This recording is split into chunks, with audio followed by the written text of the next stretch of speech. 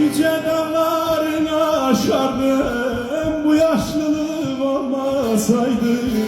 Sevgiyle dolup taşardım, gözüme yaş dolmasaydı.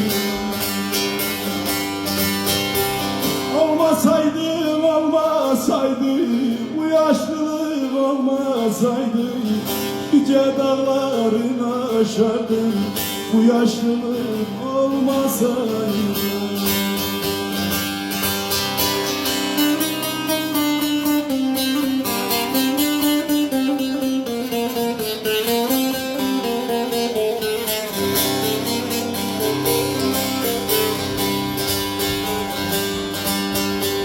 Her gün artmazdı sızım, uzağı görerdi gözüm. Beni taşıyardı bizim, bu yaşlılık olmasaydı.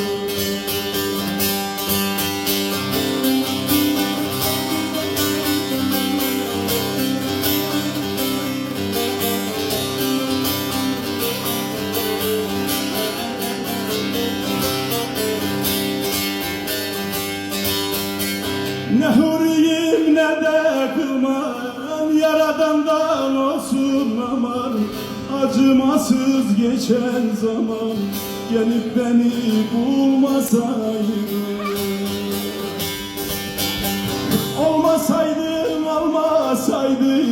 bu yaşlılık olmasaydı. Acımasız geçen zaman, gelip beni bulmasaydı.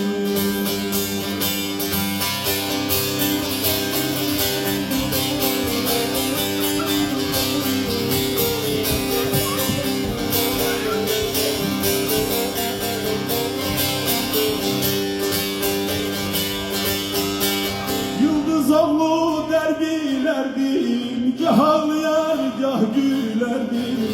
Zaman gelince ölerdim, bu yaşlılık olmasaydı. Aşık yüksel dergilerdim, gah ağlayar gah gülerdim. Zaman gelince ölerdim, bu yaşlılık olmasaydı.